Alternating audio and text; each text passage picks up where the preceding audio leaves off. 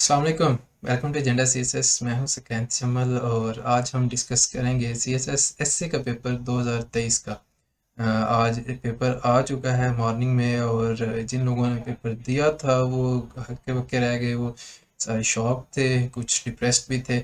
और जिन्होंने नहीं दिया जैसे मैं हूँ या बाकी सारे हैं, तो वो सारे मीम्स बना रहे थे, मीम्स एंजॉय कर रहे थे, बॉयज़ बिल्कुल बॉयज़ पे हंस रहे थे कि ये क्या पेपर आया है। So the thing is कि FESE has been playing a lot with essay in the recent years। आपको नज़र आता है जी कि आफ्टर 2018 एंड 19 आपको ऐसे की डायमेंशन में चेंज नज़र आता है। ना सिर्फ ये कि टिपिकल जो थीम्स हैं उनके ऊपर एसेस कम आ रहे हैं, बल्कि अगर उनके ऊपर आते भी हैं तो वो ऐसे टॉपिक्स आ रहे हैं जो कि आपको कभी भी प्रैक्टिस नहीं करवाई जाती। ठीक है, तो उसमें आपको अपना अप्लाइड नॉलेज चाहिए, उसको अप्लाई करेंगे। जनरल आपने कोई स्टडी की हुई है, कोई बुक्स वगैरह पढ़ी हुई हैं, वो आपके काम आ सकती हैं। जनरल आपके किसी और के साथ डिस्कशन है, वो सारा कुछ आपके काम आएगा। और ये भी पेपर तकरीबन इसी तरह का है। ठीक है, अब बात यह है कि ऐसे का पेपर जब आप अटैम्प्ट करते हैं तो उसमें 10 टॉपिक्स आते हैं जी सीएसएस के ऐसे में। तो हमारी जो मैम फातिमा है, उनसे मैंने भी इवैल्यूएशन करवाई हुई है, तो वो कहती होती थी कि जो ऐसे का पेपर है उसमें से 2-3 ही टॉपिक होते हैं जो करने वाले होते हैं। ठीक है, जो आप कर सकते हैं या फिर जिन पे आप एक्चुअली 1800 2000 2200 2500 वर्ड्स का एक ऐसे लिख सकते हैं। बाकी आपको पढ़ने में तो बहुत मज़े के लगेंगे, लेकिन उनमें आपके पास मटेरियल इतना ज़्यादा नहीं आता, या फिर अगर मटेरियल आ भी जाए तो वो रेपिटेशन होना स्टार्ट हो जाती है और फिर दैट बिकम्स इररेलेवेंट। तो इस वजह से आप ऐसे टॉपिक्स को अवॉइड करें। ठीक है जी, इसी सोच के साथ मैं आज आपके साथ शेयर करूंगा कि मेरा एनालिसिस क्या है इस पेपर के बारे में। मेरे मुताबिक कौन कौन से टॉपिक्स आप कर सकते थे, कर आप कोई भी टॉपिक सकते हैं। ठीक है, मैं कोशिश करूंगा कि आने वाली वीडियोस में एक एक करके एक एक टॉपिक को डाइसेक्ट करने की हम कोशिश करेंगे, उसको समझने की कोशिश करेंगे कौन कौन से डायमेंशंस में मैं उसको कर सकता था। I try to explain those in the coming videos, so make sure you like and subscribe this video, subscribe the channel and like this video. और अपने दोस्तों के साथ भी आप शेयर करें, क्योंकि बारी बारी हम एक एक टॉपिक को डिस्कस करेंगे इन डिटेल। 5-5 10-10 मिनट के रिव्यूज़ हो सकते हैं, 15-20-25 मिनट्स के भी हो सकते हैं। डिपेंड्स अपॉन कि कितना उसके ऊपर मटेरियल है या कितना मैं उसके ऊपर लिख सकता हूँ, मेरी कैपेसिटी क्या है, मेरी स्टडी कितनी है। ठीक है जी, आज हम जनरल इस पेपर का एनालिसिस करते हैं, देखते हैं कि कौन सा टॉपिक किस तरह का है, क्या ये मैं कर सकता था या नहीं, या जो मैं आपको रेकमेंड करता हूँ कि आप इनमें से कोई भी कर सकते थे अपनी जनरल स्टडी के हिसाब से। So let's start the video. पहला टॉपिक है जी, instruction in youth is like engraving in stone. ठीक है जी, काफ़ी ट्रिकी टॉपिक है। हो सकता है, ठीक है, मैंने इसके ऊपर थोड़ी बहुत आउटलाइन नहीं है, उसके ऊपर आइडियाज़ डेवलप कर लिए, तो आउटलाइन बनाने के लिए फिर खैर आपको थीसिस स्टेटमेंट भी चाहिए, सारा कुछ चाहिए। बट द पॉइंट इज़ के आई हैड डाइसेक्टेड दिस ऐसे हुए, बड़ा मज़े का है। आपको काफ़ी सारे यूनिक आइडियाज़ मिलते हैं फ़िलासफ़र्स के भी और इंग्लिश राइटर्स के भी।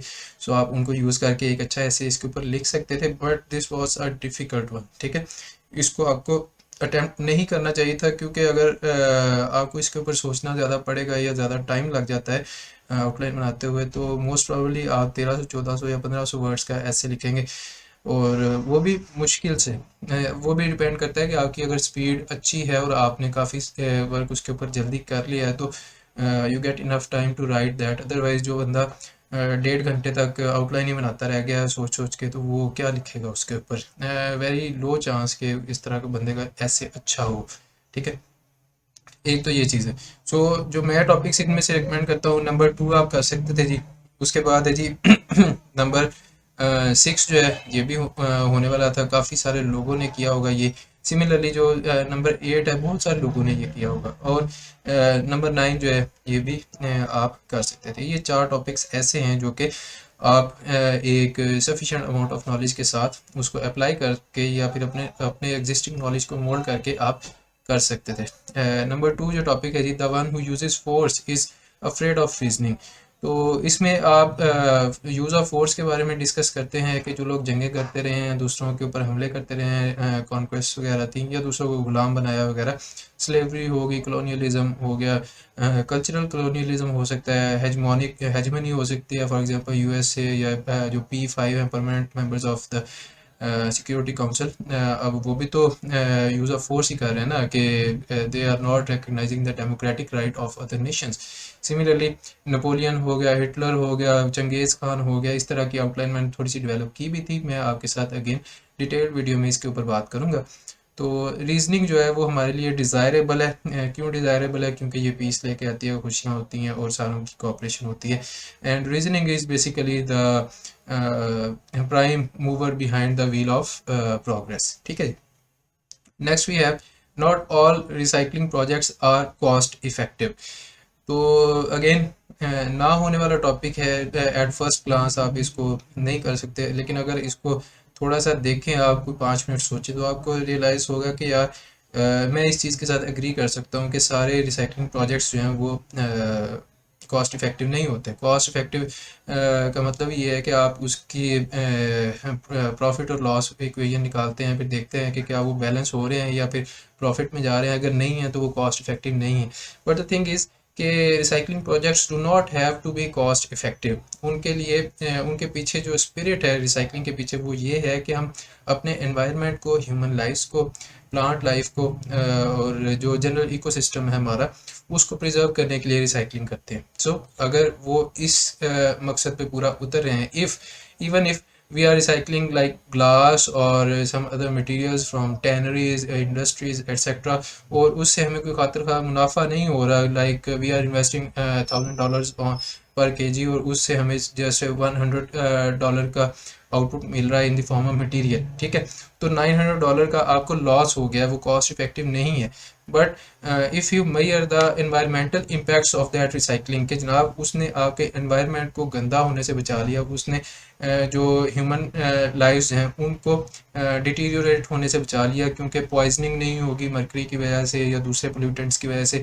इसी तरह ग्रीन हाउस गैसेज हैं या पॉइजनस गैसेज जो एनवायरनमेंट में छोड़ी जाएंगी इंडस्ट्री से, उनको आप ट्रीट कर रहे हैं, रिसाइकिल कर रहे हैं सारा कुछ काम करके। तो दैट मीन्स के that is a huge impact. जो पैसे आपने हॉस्पिटल पे लगाने थे वो आप यहाँ पे रिसाइकलिंग में लगा रहे हैं। ठीक है, तो डायरेक्टली रिसाइकलिंग कॉस्ट इफेक्टिव नहीं होगी, लेकिन इनडायरेक्टली आपको दूसरे सेक्टर्स के ऊपर पैसे कम लगाने पड़ेंगे। ठीक है, बड़ा मज़े का टॉपिक था, but then again it could not be attempted in 3 hours I would say. मतलब कि आइडियली हम एक जनरल स्टूडेंट को लेके चल रहे हैं कि एक जनरल एवरेज बच्चा जो है वो क्या इसको अटेम्प्ट कर सकता था, तो then the answer is no. बहुत ब्रिलियंट होते हैं जो लोग जिनकी थिंकिंग पावर जो है या फिर ब्रेन स्टॉर्मिंग बहुत तेज़ होती है, और उनको ज़्यादा आउटलाइन बनाते हुए भी कोई ज़्यादा टाइम नहीं लगता, तो वो ऑब्वियसली एक्स्ट्राऑर्डिनरी जो स्टूडेंट्स हैं वो कर ही सकते हैं। But we are speaking from a general point of view. ठीक है जी। फिर है जी the fool speaks and the wise listens. एक बड़ी मज़े की लाइन है ये, और इसको पढ़ते हुए भी और समझते हुए भी आपको मज़ा तो आता है, बट द थिंग इज़ कि इसके ऊपर भी आप पूरा ऐसे नहीं लिख सकते। ठीक है, it is more about learning the lessons, it is more about the value of listening to others, के लोग क्या कह रहे हैं, आप पहले उनकी बात सुन लें, बाद में अपना फैसला करें कि आपने उसके ऊपर अमल करना है कि नहीं करना।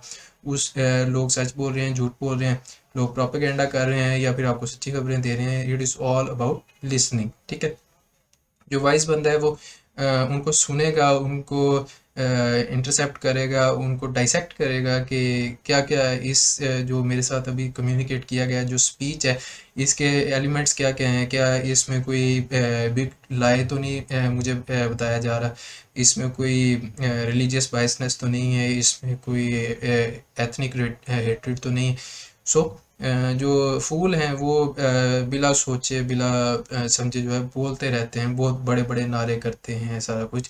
So you can open it up in on many faces, on many angles, but the point is के ओपन करते हुए आप कंफ्यूज हो जाएंगे कि आपने किस किस साइड पे इसको एक्सप्लोर करना है, और क्या वो सिमिलर कैटेगराइजेशन में आ भी रही हैं कि नहीं, क्या आप चीज़ों को ओवरलैप ना कर दें। ठीक है, एक तरफ आप उसको पॉलिटिक्स में ओपन कर दें, दूसरी तरफ आपको वायलेंस उसको वायलेंस में ओपन कर दें, तीसरी तरफ आप उसको सिक्योरिटी में कर दें, ये वो तो अच्छा नहीं लगेगा, सही कैटेगराइजेशन उसकी नहीं होगी। So I would not recommend it. ठीक है जी। फिर है जी a friend walks in when everyone else walks out. तो इसमें इम्पोर्टेंस ऑफ फ्रेंडशिप और अलायंसेस जो है उसकी बात की गई है कि जब سارے آپ کا ساتھ چھوڑ جاتے ہیں، تو تب آپ کا دوست جو ہے وہ آپ کی طرف آتا ہے، آپ کا ہاتھ بٹاتا ہے، آپ کی ہیلپ کرتا ہے، ٹھیک ہے۔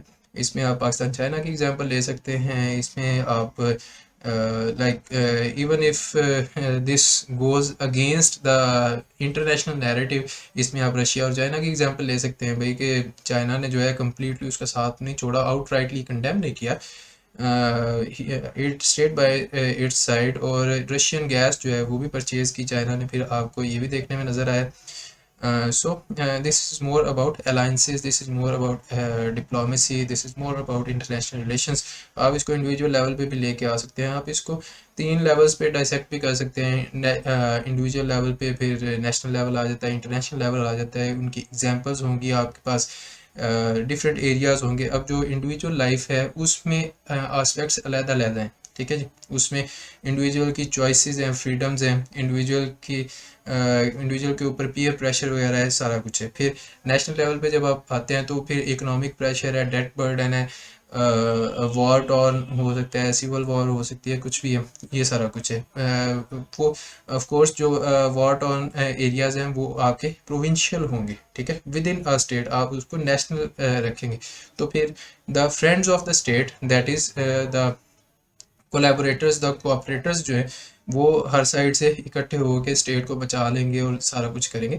اور انٹرنیشنل میں جب آپ آ جاتے ہیں تو آپ رشیا یوکرین کی ایگزامپل دے سکتے ہیں، آپ کوئی دوسری ایگزامپلس بھی دیکھ سکتے ہیں۔ Russia Ukraine is not a very good example, but current perspective میں آپ کو یہ دیکھنے کو ملتا ہے کہ باقی سارے تو واک آؤٹ کر گئے اور کنڈم کر رہے ہیں رشیا کو، بٹ رشیا کا جو دوست ہے چائنا وہ اس کے ساتھ ہے، ٹھیک ہے۔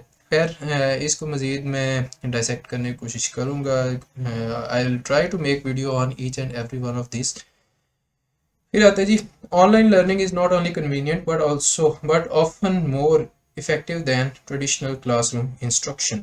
تو ایک اگین اچھا ٹاپک ہے آن لائن لرننگ جو ہے، اس کا بوم ہمیں دیکھنے کو ملا ہے آفٹر کووڈ-19 اسپیسیفکلی۔ اس سے پہلے بھی آن لائن کلاسز ہوتی تھی، ڈسٹینس لرننگ پروگرامز ہوتے ہیں جن کو آپ DLP کہتے ہیں، لیکن جو ٹرولی ہمیں آن لائن لرننگ کی پاور اور اس کے اندر ایریاز کو ایکسپلور کرنے کا موقع ملا ہے وہ کووڈ-19 کی وجہ سے ہے۔ اس کے بعد سے ہمیں پتہ چلا ہے کہ یہ تو بہت زیادہ کنوینئنٹ ہے۔ میں ابھی جو آپ کے ساتھ بات کر رہا ہوں یہ آن لائن ایجوکیشن ہے، may be it is through YouTube اور face book et cetera, but if I am trying to educate you guys, education ویسے تو اسٹرکچرڈ ہوتی ہے، وہ تو ایک علیحدہ ڈیبیٹ ہے، لیکن یہاں پہ آن لائن لرننگ ہے تو لرننگ آپ یوٹیوب سے بھی کر سکتے ہیں، آپ فیس بک ٹویٹر وغیرہ کہیں سے بھی کر سکتے ہیں، ٹھیک ہے جی۔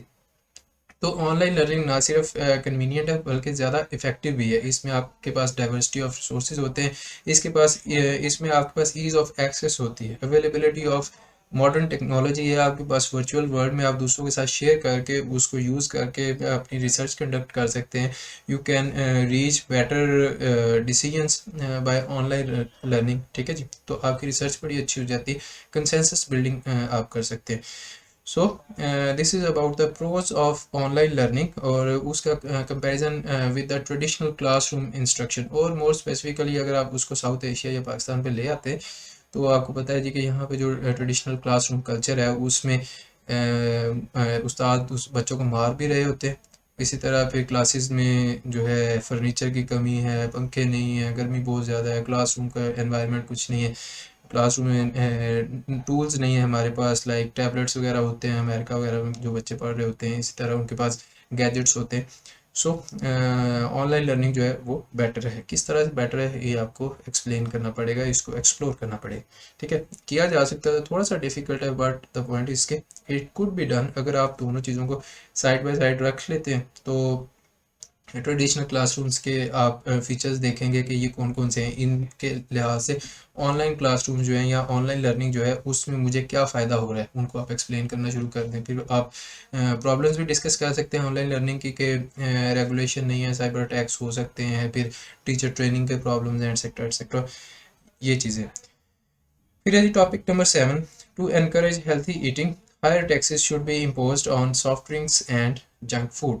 اور اچھا ٹاپک ہے، ہیلتھی ایٹنگ جو ہے اس کے اوپر فوکس ہم لوگ کرنا چاہ رہے ہیں، گیون دا فیکٹ کافی زیادہ پاپولیشن جو ہے وہ اوبیس ہوتی جا رہی ہے، اسپیشلی جن لوگوں کے پاس پرچیزنگ پاور ہے وہ لوگ سافٹ ڈرنکس اور جنک فوڈ زیادہ کھاتے ہیں، تو لوگ زیادہ موٹے ہو رہے ہیں، ٹھیک ہے جی۔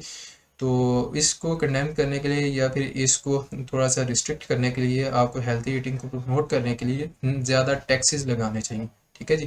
تو اس میں پہلے آپ نے ہیلتھی ایٹنگ کے بارے میں بتانا تھا کہ ہیلتھی ایٹنگ کیوں ضروری ہے. آپ کی ورک لائف امپروو ہوتی ہے, آپ کی جو کوالٹی آف لائف ہے وہ امپروو ہوتی ہے اگر آپ ہیلتھی کھانے کھاتے ہیں, تو you enjoy life much better than ادرس. ٹھیک ہے جی.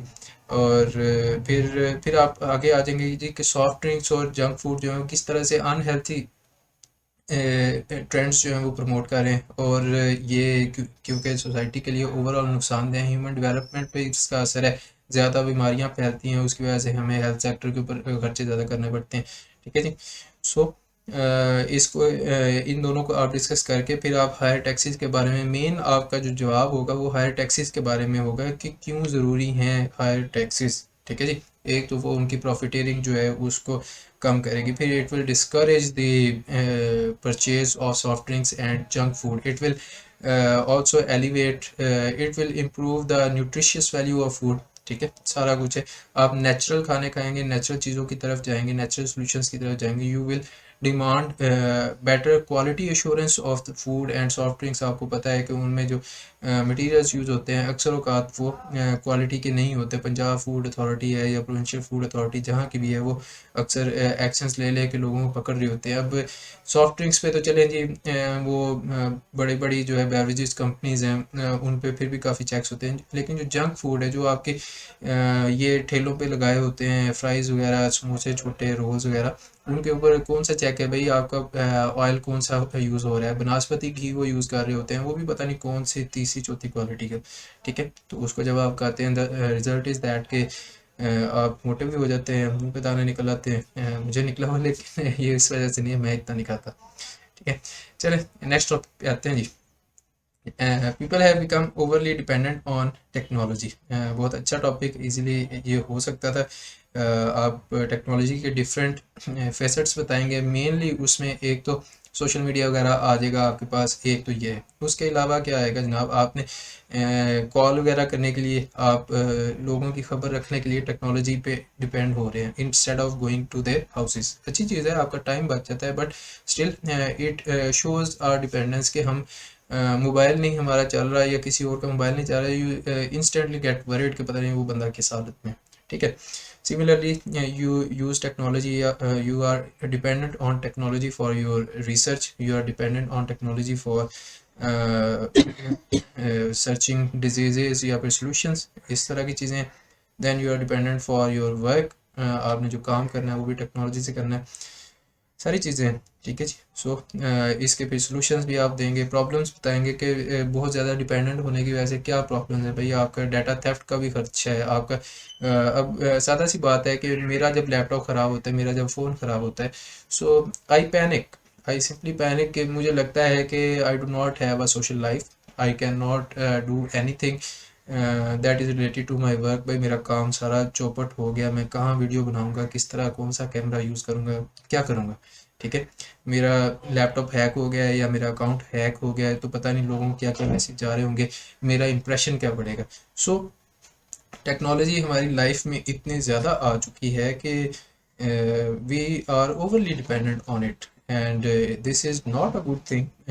اس کو ریشنلائز ہمیں کرنا چاہیے, یا پھر ایٹ لیسٹ ہمارے پاس جو سائبر سیکیورٹی رجیمز ہیں وہ اچھی ہمیں بہتر بنا لینی چاہیے, تاکہ ہم اگر کوئی کمپرومائز ہوتے ہیں وہ ان کو ڈیل کر سکیں. اسی طرح سے آپ کوالٹی آف ٹیکنالوجی یا ڈیوائسز جو ہے اس کی بھی بات کر سکتے ہیں کہ اس کی کوالٹی بہتر بنا دیں تاکہ آپ کے پاس زیادہ ریلائبل ٹیکنالوجی ہو. ٹھیک ہے جی.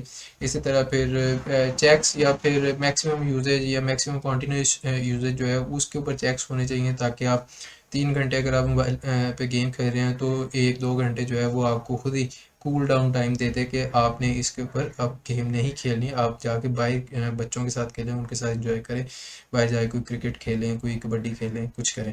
ٹھیک ہے. تو یہ چیز ہے. Again it will be discussed later on.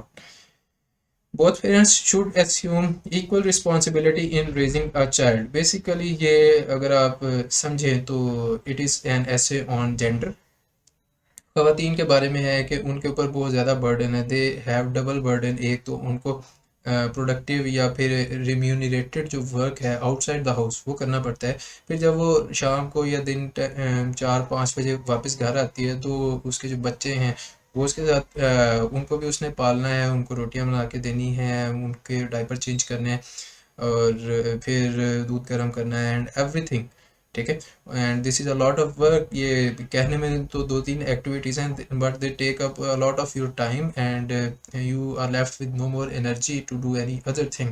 اور پھر وہ سو جائے گی، پھر صبح اٹھ کے دوبارہ وہ آفس جانے کے لیے تیار ہوگی. رات کو بھی اس نے اٹھ کے بچے کی نیپی چینج کرنی ہے اینڈ آل دیٹ، اس کو دودھ پلانا ہے. سو اس میں ایکول رسپانسبلٹی کا کنسیپٹ دیا گیا ہے کہ جتنا کام عورت کرتی ہے اتنا ہی بندے کو بھی کرنا چاہیے. بھائی کام کو ڈیوائڈ کر لیں تاکہ آپ کو احساس ہو کہ خواتین کے ساتھ کتنی زیادتی ہو رہی ہے، آپ بہت زیادہ ان کے اوپر برڈن ڈال رہے ہیں فار ریزنگ دا چلڈرن، اور اپنی رسپانسبلٹیز آپ نگلیکٹ کر رہے ہیں.